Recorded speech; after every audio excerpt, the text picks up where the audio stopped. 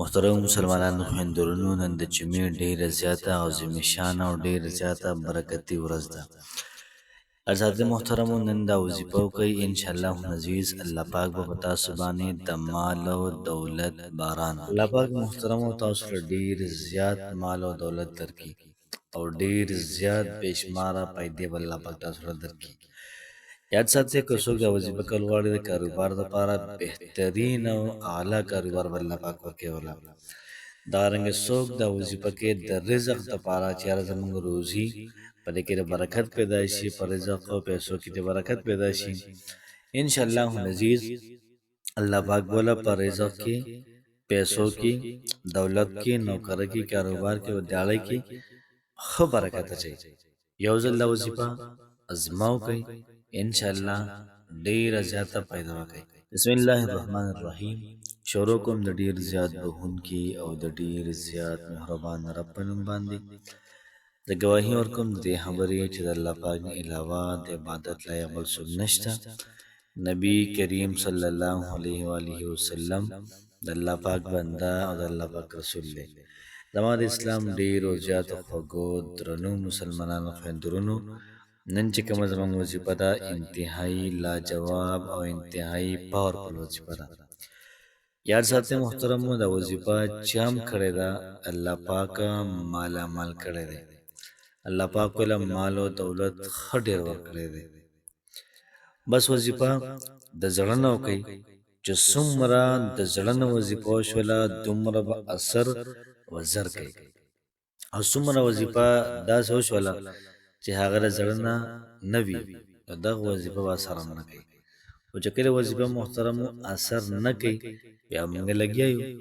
نو وظیفه د زړه نه کول پکار دی، ځکه د الله پاک ذکر دی او دغه رنګې د نبي کریم صلی الله علیه و آله وسلم طریقه هم ده.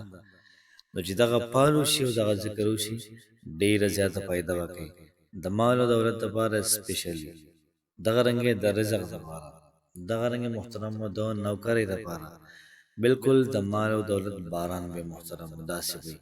وظیفه چې څومره اخلاص پکې او دومره پیدا او ډیره زیاته. وظیفې ترتیب او طریقه کار به داسې وي چې کله تاسو د کور نه راوځئ نو تاسو خامخا آیت الکرسي د یو پیره وایئ. چې کله تاسو آیت الکرسي وایئ یو پیره، او دغه رنګې نو ستا به د هر طرف حفاظت دی. الله پاک به ستا ذمہداري او قسم لوالي فرشتې ورسان نگراني کوي. دغه رنګ محترمو چې کله کور ته واپس ځئ نو درود شریف ووایئ. که کور کې څوک وي یا څوک نه وي په هغوی باندې به سلام واچوئ. که څوک نه وي نو په سلام به واچوئ، په خپله به جواب د هغې ورکړي السلام علیکم، وعلیکم السلام ورحمة الله وبرکاته. په خپله د سلام جواب ورکړه. کور کې مور ده په هغې هم سلام واچوه، یا کور کې پلار دی په هغه سلام واچوه، یا رور دی یا خور ده یا ښځه ده یا بچي دي، نو سلام هم ته په هر چا باندې اچولی شي، ځکه سلام سره محبت داسې وکېږي. کله سلام واچوه د هغې نه فارغه شولې بیا سورة الاخلاص قل هو الله احد 3 پیرې ووایه، بیا تماشه کوه چې ستا رزق کې برکت څنګه راځي. خو د عمل دا پرېږدی نه، د کور نه وځې آیت الکرسي وپېره اور سره مخکې وروسته یو پیره درود شریف، او چې کله واپسې کې راځي سلام اچوه او بیا درود شریف ووایه او سورة الاخلاص. انشاءالله ډېره زیاته پیدا به کوي. الله پاک هم خوشحاله آباد ساته.